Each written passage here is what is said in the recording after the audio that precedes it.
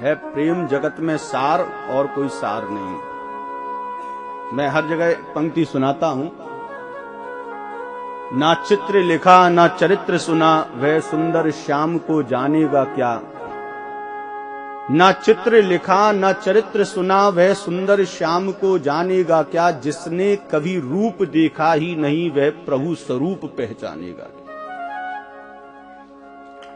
जिसने कभी रूप ही नहीं देखा वो भगवान को पहचाने, वो आपके बगल में भी बैठ जाएगा तो भी आप नहीं पहचान पाओगे। जिसने कभी रूप देखा ही नहीं, जिस बंदर ने इमली न चखी, वह स्वाद सुधा पहचानेगा क्या।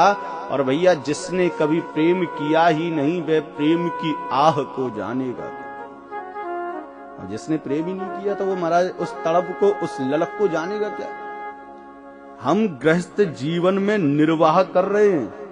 भगवान ने हमको गृहस्थ जीवन में इसलिए नहीं डाला कि तुम वहां जाके फंस जाओ, बल्कि इसलिए डाला है कि गृहस्थ जीवन में ही प्रेम है।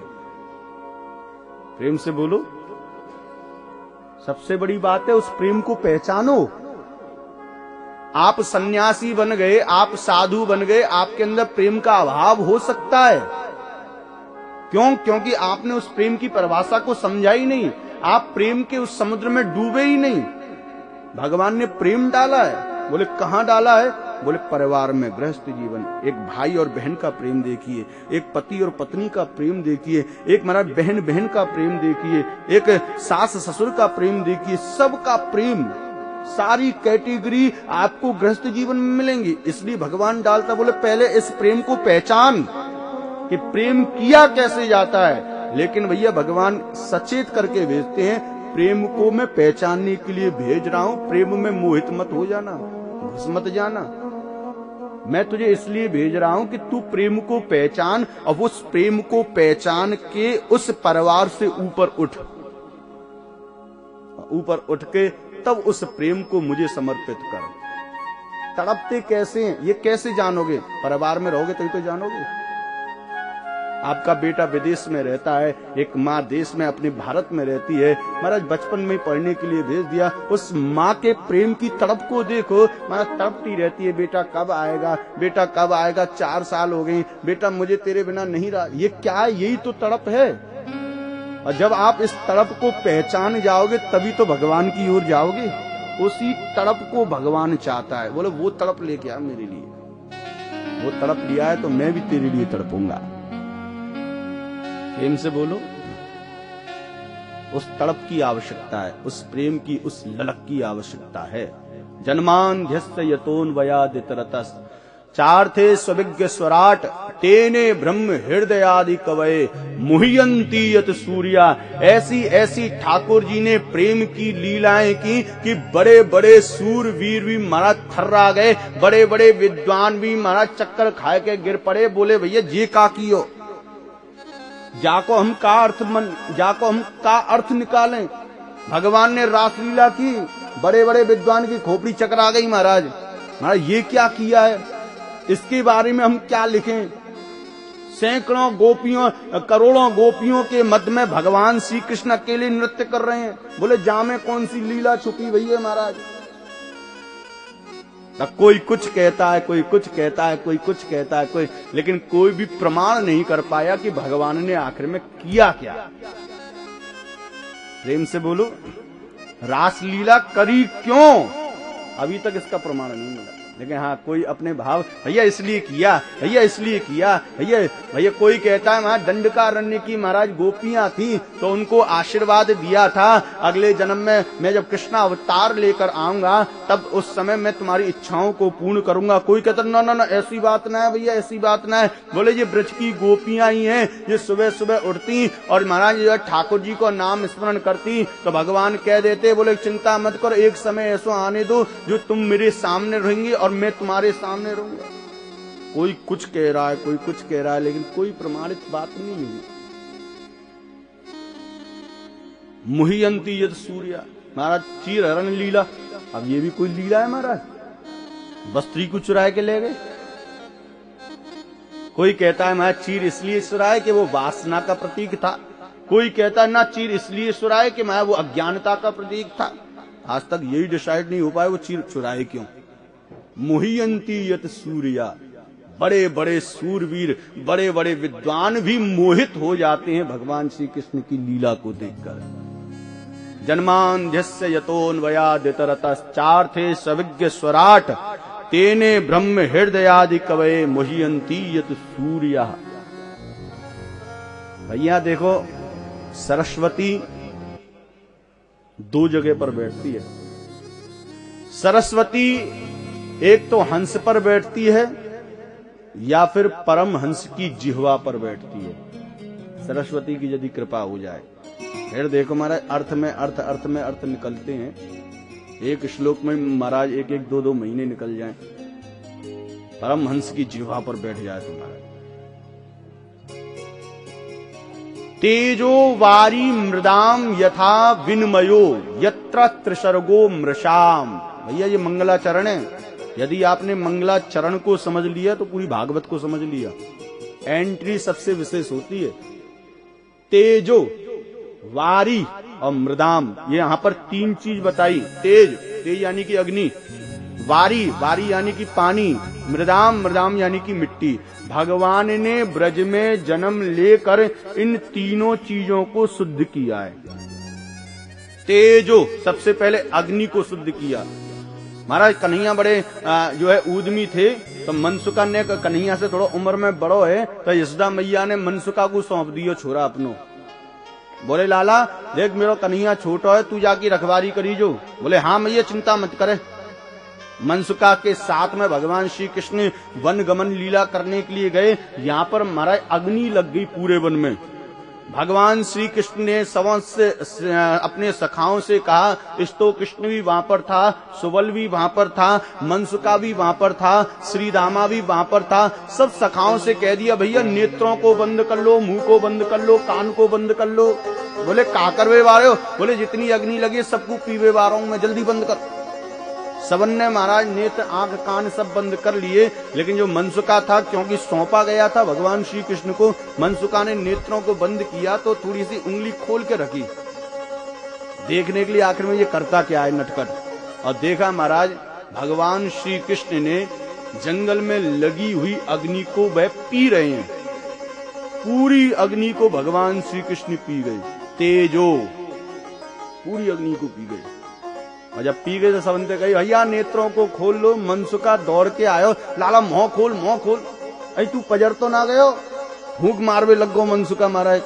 अरे तू का कर रहा है? अरे तैने मेरे सामने आग खाई, अरे तेरे को कष्ट ना है रो ने मुंह खोल, कहीं मुंह जल ना जाए, मैं फूंक मार दूं। बोले भैया मेरे बस की बात ना, तू मोते ना समझेगो, मैं तो यशोदा को अभी सौंप रहा हूँ और तेरी मैया से जाके शिकायत कर। तू तो माखन तो खावे ही खावे, तू आ गई वो खा जाए। प्रेम से बोलो, मेरे बस की ना है भैया, मैं नहीं संभालूंगा। तो महाराज कन्हैया कैसे शिकायत करेगो? बोले हाँ ठीक है जा कर दे। यहाँ पर मनसुका चला मैया से शिकायत करने के लिए, और यहाँ पर महाराज भगवान श्री कृष्ण दौड़े। महलों के रास्ते तो भगवान श्री कृष्ण से ज्यादा और कौन जान सकता है। पीछे के गेट से गए और मैया की गोद में जाकर बैठ गए। मैया मैया, बोले हाँ वो भूख लग रही है। बोले का चाहिए? बोले दूध लेके आ और जल्दी गर्म करके लेके आ। महाराज मैया गई अंदर रसोई में, दूध गर्म किया और एक छोटे से चांदी के कटोरे में दूध लेकर आती हैं और कन्हैया को समर्पित किया। और कन्हैया महाराज उस दूध में फूंक मार रहे हैं। बोले का कर रहा हूं? बोले ठंडा कर रहा हूं। प्रेम से बोलो। महाराज 1 घंटा हो गया फूंक मारते मारते, महाराज दूध भी बिल्कुल बर्फ की तरह जम गया महाराज, बिल्कुल ठंडा हो गया। मैया ने अब देखो फूक ही फूक मार रहा। यहाँ पर मैया ने कही लाला एक बात बता, जब तो गर्म दूध पीनो ना हो, ठंडा ही पीनो, तो गर्म का ही करायो। और इतने में मनसुका आ गो महाराज। मनसुका कहवे लोगो मैया मैया जा लाला तू संभाल, मेरे बस की बात ना है। अरे जी तो जो है बन की अग्नि को पान करगो, जाने तो आग को अपने मोहरे में ले लियो। मैया कहवे लगी मैं नहीं मानूंगी। बोले क्यों? अरे जो दूध में इतनो फूंक मार मार के बाद इतनो शीतल करके पी रहे हो, वो आगे का पिएगो? प्रेम से बोलो। वो आगे कन्हैया बड़ी चतुर है महाराज, वो अपनी लीला को मैया के सामने प्रदर्शित नहीं करते हैं, क्योंकि वो जानते हैं कि वो माँ है। यदि माँ को मेरी लीला के विषय में पता चल गया तो मैं यहाँ पर जो वात्सल्य प्राप्त करने के लिए आया हूँ, माँ के उस ममत्व को प्राप्त करने के लिए आया हूँ, उस रस से मैं वंचित रह जाऊंगा। इसलिए मैया को कभी नहीं होने दिया कि मैं भगवान हूँ। सबको दिखाया, ग्वाल वालों को दिखाया कि मैं भगवान हूँ, लेकिन महाराज ब्रज के ब्रजवासी भी बड़े महाराज उद्यमी हुए। महाराज वो खूब लीला करते ग्वाल वालन के सामने, लेकिन महाराज ग्वाल वाल कहते जा काम है तो हम कर लेते। एक दिन बहस हो गई कन्हैया से। कन्हैया कहे मैं भगवान हूँ। अरे काय को भगवान है, तेने ऐसो का कर दियो जो तू भगवान बन गो। बोले मैंने गिरिराज पर्वत को उठायो तो डंडा हमने न लगाए का, मैंने पूतना को मारो तो आग हमने न लगाई का। अरे जो तेने काम करो वाह को काम आदो तो हम नहीं करो। अरे जो दूध तू पीवे वही दूध हम पीवे, जो माखन तू खावे वही माखन हम तो को कायु भगवान माने। मनसु का कहे मैं भगवान हूं मोह मानो। महाराज ब्रजवासी कभी मानने को तैयार नहीं होते थे कि ये भगवान है। अच्छा जानते सब थे, जानते सब थे कि ये भगवान है। एक दिन तो मनसुका ने कह भी दिया, हे ठाकुर मैं जानता हूं आप कौन हैं। अरे ऐसी दुर्लभ लीलाओं को केवल आप ही कर सकते हैं, लेकिन ठाकुर मैंने यदि तुमको भगवान मान लिया तो शायद तुम मेरे साथ नहीं खेलोगे, इसलिए मैं चाहता हूं कि आप मेरे मित्र ही बने रहो। ये मित्रता है महाराज। तेजो वारी मृदाम, तेज तेज यानी अग्नि, ब्रज से अग्नि को शुद्ध किया। इसके बाद में वारी, वारी यानी कि पानी, जमुना जी को शुद्ध किया महाराज। जमुना में कालिया नाग रहता था, भगवान श्री कृष्ण ने कालिया का उद्धार किया, उस विषैले जल को महाराज निर्मल जल बना दिया। लेकिन भैया पहले एक कालिया नाग उस जमुना के देह में व्याप्त था, अब तो महाराज सैकड़ों कालिया नाग के रूप में गंदगी बह रही है, बहुत गंदगी महाराज। कृष्णा अवतार में भगवान श्री कृष्ण आए और उस जल को शुद्ध कर दिया, लेकिन भैया इस युग में कोई ऐसा दिखाई नहीं दे रहा है जो उस जमुना जल को शुद्ध कर सके। हम लोग जाते हैं जमुना जी में स्नान करने के लिए, लेकिन भैया अब मन नहीं करता। पहले हम लोग बहुत जाते थे, हमारी माता जी का तो नियम था सुबह सुबह उठ के जमुना जी स्नान करना। लेकिन भैया आंखों से जो दिखता है, कब तक दूध में मक्खी पड़ी हो, आंखों से दिख रहा हो तो आप नहीं पियोगे। भले ही महाराज बाद में वो दूध यदि रसोई में गिर गई हो मक्खी, तो महाराज माताएं बड़ी चालाक होती हैं, दूध खराब हो जाएगा, मक्खी को निकाल लो मेहमान जी पीजिए, वो बात अलग है महाराज। लेकिन आंखों के सामने दिख रही गंदगी नहीं हो सकता। गटर के पानी इसमें जा रहे हैं, यहाँ दिल्ली से गाजियाबाद से महाराज जितना भी मलबा जा रहा है फैक्ट्री में, सब जमुना जी में जा रहा है। अब तो कालिया नाग बहुत भर गए वहां में, बहुत। एक दिन हम जमुना जी गए थे महाराज, वहां हमने देखा एक मन दूध चढ़ा रहा था एक सेठ, एक मन दूध, बिल्कुल काला पानी था उसमें दूध चढ़ा। मैंने पूछा भाई दूध क्यों चढ़ा रहे हो? बोले महाराज सेवा है, जमुना जी की सेवा कर रहे हैं।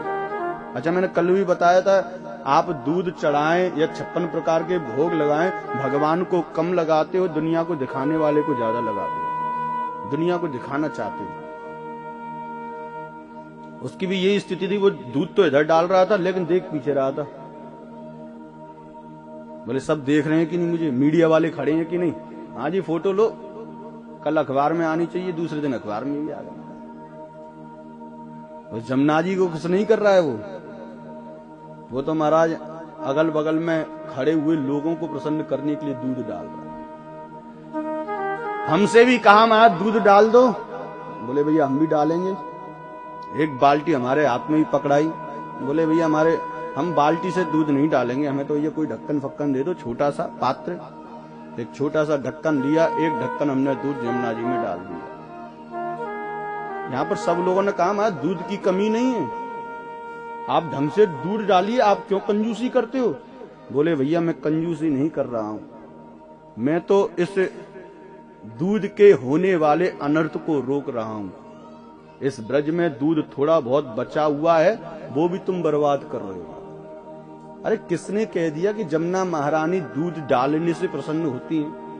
एक गाय अपने बछड़े को जन्म देती है, उसके पालन के लिए उसके स्तनों में दुग्ध का प्रादुर्भाव होता है। महाराज वह अपनी आत्मा से उस दूध को प्रकट करती है अपने बच्चे के पोषण के लिए, और उसका लाभ तुम लोग लेते हो और तो भी उसको बर्बाद कर रहे हो। अरे भैया, जमुना में दूध डालने से जमुना महारानी प्रसन्न नहीं होंगी, जितना कि जमुना जी में बह रहे कूड़े को अपने एक बैग में भरकर घर तक ले आओगे तब ज्यादा प्रसन्न। कितनी गंदगी हो रही है महाराज। आप क्या सोच रहे हो महाराज? हम लोग भोलेनाथ जी पे दूध चढ़ा दें तो भोलेनाथ जी प्रसन्न हो जाएंगे? जितना दूध चढ़ाओगे उतना ही दूध भर जाएगा घर में ना महाराज। जितना दूध चढ़ाओगे तो जितना तुम्हारे घर में होगा वो भी बंद करवा दे, वो भी बंद। भोलेनाथ जी तो महाराज कहते हैं कि अपनी चीज चढ़ाओ, अपनी चीज। गाय मैंने बनाई, उसका दूध चढ़ाने से तुम्हें क्या मिलेगा? और दूध भी चढ़ाते तुम्हारा वो बहता है। यहाँ गोवर्धन में चले जाओ महाराज, आप तो जाते रहते हैं। गोवर्धन में महाराज पूरी परिक्रमा में दूध की परिक्रमा लग रही है। कहीं गिरिराज जी की महाराज वो जब दूध बह के जाता है तो मुखारविंद साइड में देखना भयंकर दुर्गंध आती है महाराज। मुंह पे कपड़ा बंद करके आदमियों को परिक्रमा लगानी पड़ती है।